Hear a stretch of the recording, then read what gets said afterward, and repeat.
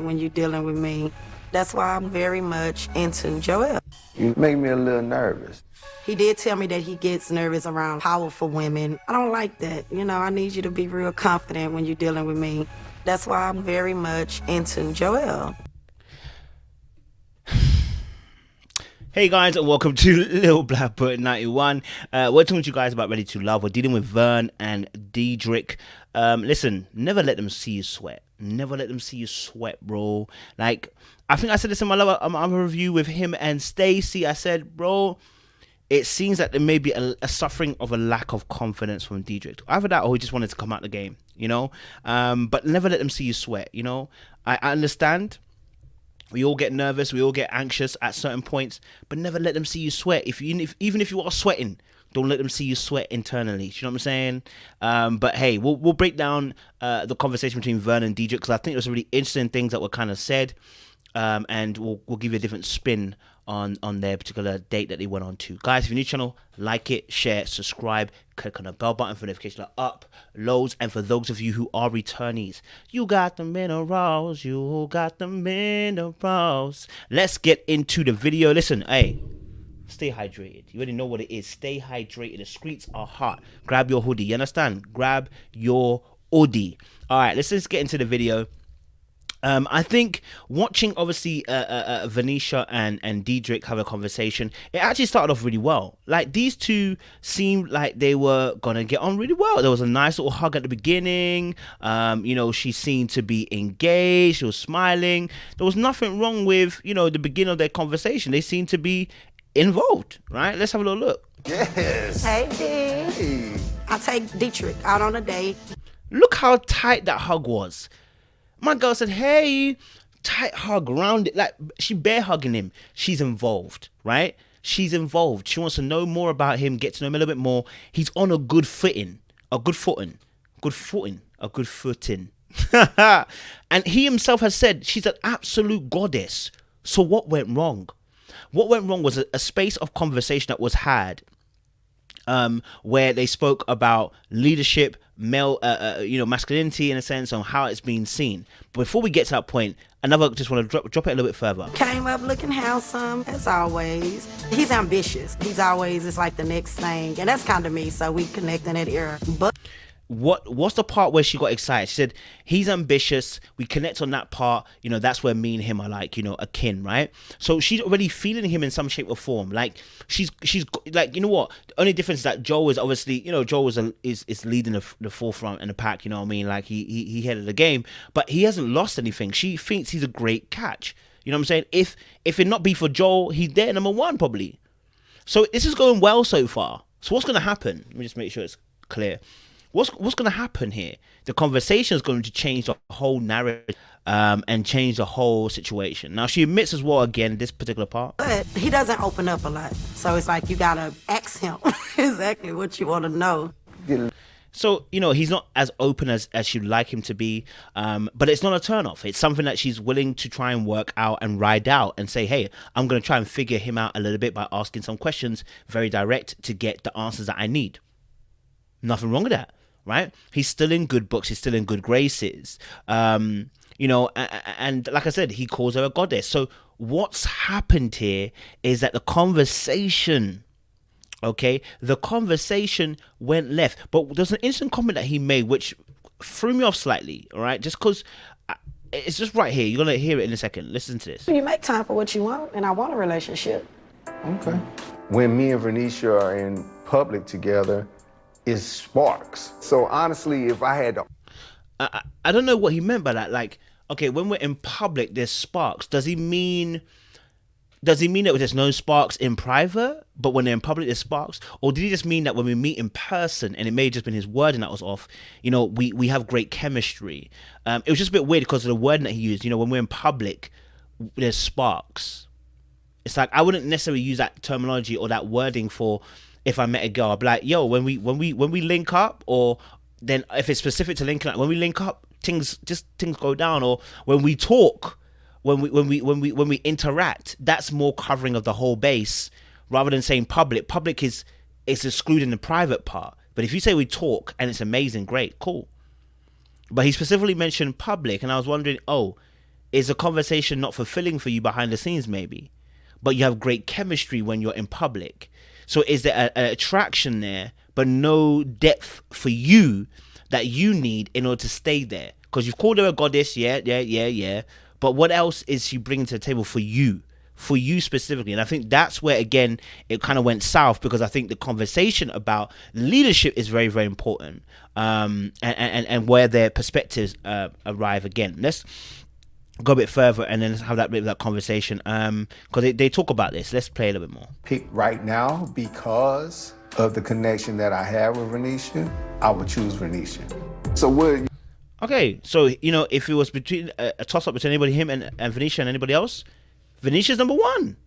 This is great, right? This is where you want to be. Let me just make sure this doesn't go out of shade. This is where you want to be, right? This is where he needs to be, and this is where what I'm saying. Like, it's going well, and sometimes people have these moments where it starts off so well and it goes off the tail end, and the reason why is because they can't hold the confidence sometimes, and it's because the way that they feel, they get nervous, they get anxious, they're getting close to the prize, and as they're getting close to the prize, the mentality shifts to fear and anxiousness, and that makes a person lose out. Now, I'm not saying that's necessarily Dedrick in this case, but definitely there was a shift, because right now we're starting off really good on a good foot, and the conversation is going to go left to a point where you're going to make Venetia feel like, is this really what I want to be going with? Right? And it's all about different perspectives. And I'm going to show you where I feel it went south. You got any expectations? Just for you to be a leader.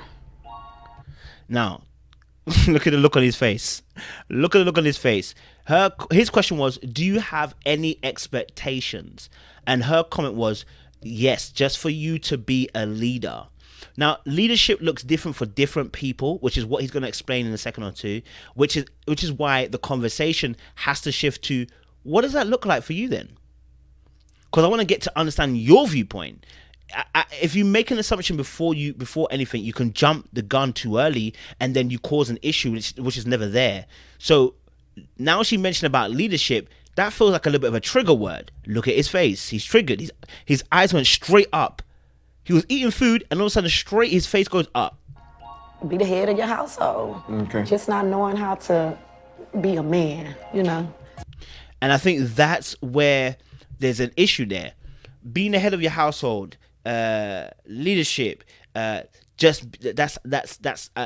how being a man is, right? So her definition of man is head of household, leadership, right? But there can be assumptions that are made about what that actually means. Leadership, being a man, head of household. Again, there still needs to be a question around what does that mean? What does that entail? How do you see it? So I can get a bit more of a clearer picture. Don't want to jump. All right? But the reason why people jump is because we all have our own ideas of what we think the person's saying, but we need to get to the core crux and the depth of what they're actually saying. If you jump too soon, you won't have the picture. You have a piece of it. Let's go a little bit more. But here's the thing, though. Pause. What did he just say? He said, but here's the thing, though, which means already his assumption is something slightly, what he's hearing something, and he's going to make a conclusion on it. Right or wrong doesn't make a difference, but the conclusion leads him to say but, which means he's in disagreement already. And so when he says but, instead of saying, oh, okay, so what does that look like to you? Already he's in opposition of what she's saying. Right? And this is where they're having, I guess, where the chemistry works, but then the content is where they're differing at. There's many levels to just being a man. That goes with the definition, so everybody have a different perspective. So it's subjective, because some. And this is a really good conversation, this part, right? It was just the word but came into it first. So he's making it clear that obviously, look, it's subjective, and she's getting it. She's clocking it. It's subjective. It's open to interpretation. But when he begins to describe what he's going on, he's going to give you a framework of what he thinks and feels, what she may be describing, or what he feels he's heard and sees as leadership and as a man leading according to society standards, right? Not necessarily that it's his viewpoint. Listen to this. Women, being a man is paying all the bills, cooking, cleaning, like doing everything. I'm not a person, I need you to pay every bill. Hey. And the moment he says that, he says, look, some women think is that, right? because that's what he thought he wanted to make sure that's what he wanted to make sure that's maybe not her position. She goes on to clarify it and says, hey, look, no, that's not me. I'm not about that life. You know, I can pay my own bills. I pay my own bills already. I'm not looking for a man to come and pay all my bills, right? But I am looking for leadership in terms of maybe, this is why I think also women need to be very, very clear. What's leadership?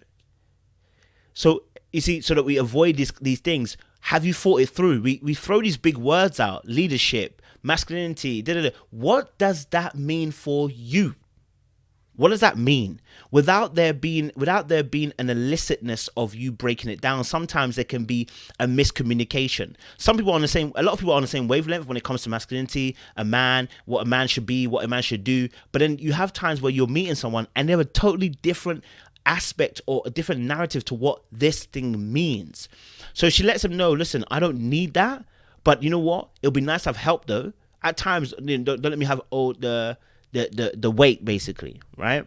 I've been taking care of me and 3 kids for a long time. Right. But I would like my man to be able to take some slack off of me and be like, hey, babe, you've been doing it. I got this. I need somebody that can lead me. Okay. Which is cool. I don't think there's anything wrong with that. She said, listen, I got my own, but you know what? It's nice to have a man to filter in and help a little bit. Nothing wrong with that at all. And when he hears that, he doesn't seem phased, which means for me, he's taking it on. It's not really much of a problem. He's cool with that. He's working with that. And that's fine, right? Cool. So do you see any of those qualities in me? That's why I'm asking. And this is the question that we've seen this before. I think it's a similar question he asked with Stacey. And I said, you don't ask these questions. Do you see the leadership in me? Right? If I have to ask that question, I'm already, you know what? It's like, it's one of those questions where you can get away with it when it's like, if you're like, say you already know you're funny. Yeah. As a guy, you know you're funny already. Right. And the girl says, I like guys that are funny. And you go, what? You're trying to say that obviously I'm funny, innit? You're trying to say like, obviously I'm one of those guys, innit? Right. But you said it with a bit of confidence and a bit of cheekiness with it. Right. You asked a question, but it's really a rhetorical question. But he's asking a genuine question. Oh, do you see those leadership qualities in me? That speaks to a place of low confidence. Do you see that in me? Why would you ask that question? See, look, you're either it or you're not. See, if I'm a leader, I'm not going to say, but do you see that in me? I'm going to be like, listen, I'm a leader. And it is what it is. Like, that's how I lead it this way. And it's how I want it done. Do you know what I'm saying? Like, I'll tell you, this is what I do. I don't ask if you see that in me. Right? Like, it's like you don't go to an interview and be like, do you see those qualities that you have on a sheet? Do you see it in me right now? You don't. You tell them, this is what I am. Right? Because you're letting them know, this is what I bring to the table. The moment you ask that question, it shows a lack of confidence. So he may not be doing it on purpose, but look, it's showing a lack of confidence. You haven't even got to a point where you said you feel intimidated yet. That question in itself shows a lack of confidence. Jason did the exact same thing with Liz. He said, do you see those things in me? And I was like, why would you ask that question? Do you know what I'm saying? Like, what? I don't ask any girl, do you see this thing in me? I'm like, listen, this is what I am. Take it or leave it, this is what I am. If you're asking for a leader, I'm going to tell you, listen, this is that kind of leadership I'm about. Oh, you're asking me to pay the bills? Listen, I'm going to tell you the honest truth. Listen, I don't think I can afford all your bills. Can I be honest with you? Yeah? All right? In 2021, I don't think I can afford all of your bills that you're talking about. I'm just going to tell you what I am. I'm not going to ask that question because it doesn't need to be asked. You are here almost interviewing when it comes to dating. You state what you can do and what you cannot do. You understand? You tell them what you can and what you can't do, and they take it or they leave it. But if you ask that question, it shows a lack of confidence. I don't know. Like, I'm trying to learn the leadership side of you. And so she's now responding by saying, I don't know. Now you're not going to feel so confident, are you now? Because what you want as an ego boost, as men are, is to say, yeah, I see those qualities in you. But now she's like, I don't know. I'm trying to learn that about you. Again, Venetia was even quite nice. She said, listen, I don't know. I'm trying to learn that about you. Some girls would have been like, listen, at the moment, I don't really see it. I'm not going to lie to you right now. But, you know what I mean? Like, so, because she was nice about it. But the question left her open to have to answer in a way that will give you that would not boost your ego in any shape or form if you're not a good leader, right? Because she can see straight away with Joel. I'm sure Joel doesn't ask her if he's a good leader or not. He'll just tell you what he is and do it. And she will just say, okay, that's a leader. The reason why she will just say he's a leader is because his actions are leading before she even gets to ask that question. She won't need to ask the question, are you a leader? Or he won't need to ask that question. His behavior will show leadership. Right? So you left her in a position to ask this question. No, I'm not for everybody. Right. It's gonna take like a special type of man. You're a tough one too, though. I'm not tough. No, you tough. I think I'm just zero tolerance. You know, I at first when I heard this, I was like, why did she try to deny that she's tough? Is there a particular reason why? And in the end, I did understand why she decided to turn it away. Because as a black woman especially, I do understand the conversation that always flows to black women are strong, black women are strong, black women are strong. And it's like then when black women are strong, men oftentimes then go on, oh, these black women are too independent, they don't want no man, or they say, you know what, I can't help her out, I don't need to help her out because she's got everything handled. And it's like, no, that she's still a woman, she still wants the support, the care, the coverage, the covering, the protection, the servitude. She still wants that as a woman. And so when you attach the strong label to a woman, I can understand why the black women reject that, because of what it's ensued in history. So when he's saying you're a tough one, I can understand. She's like, no, I'm not tough. I still need you to cover. I still need you to be a man and use your physique, metaphorically speaking, to cover me. That's why we call it a housebound, you know. She still needs that. What she doesn't want is you to think that she's so strong, she doesn't need nobody. No, she needs, you know, and need as in want, not necessarily need as a necessity. But she wants a man who's going to love, care for her, and lead. And that is done by the fact that she shows that she's not strong, that she needs someone who's going to help her in that department. But the moment you put tough on her, I can understand why for her in her brain, she may be thinking that. All right? I can understand that. It's tough. That's not tough. That's just like not allowing people to just kind of do anything to you. And I think for Dedrick, what he may be also thinking is that it is tough from his perspective. That she is tough. Tough in the sense of that's not the kind of woman that he goes for. There's a type of woman that, when I said about he went for Ida a couple episodes back, well, beginning of the season even, I was like, why did he go for Ida?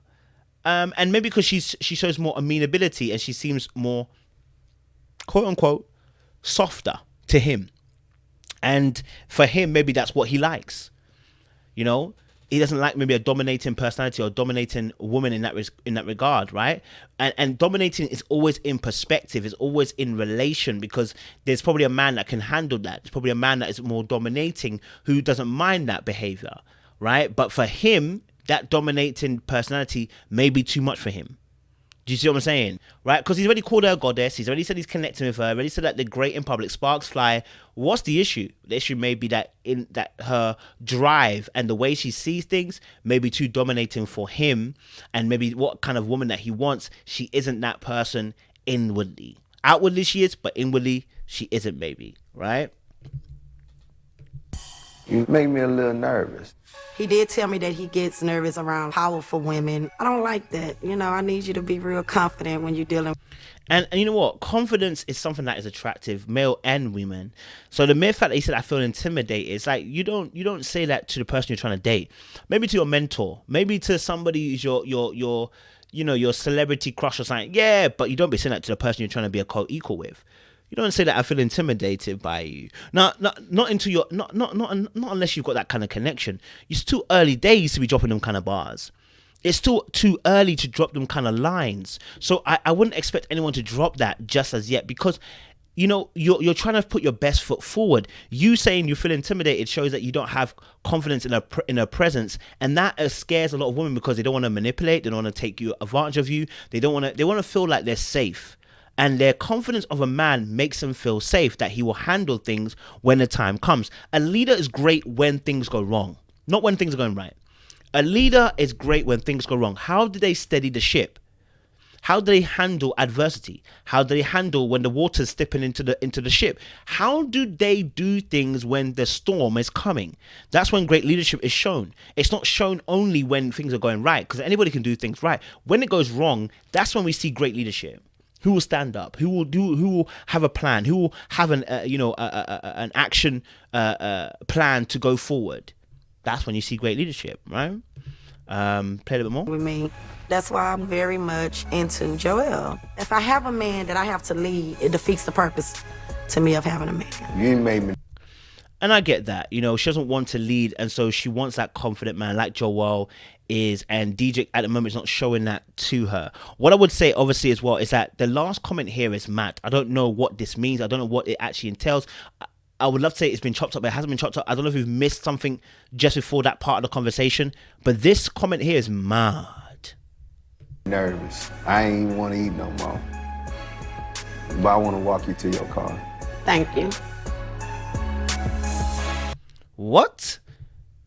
You made me so nervous. I don't want to eat no more, but I do want to walk into your car? Like, I hope that's a joke. I hope that's something that there's a personal joke between the two of them. If not, that is freaking awkward.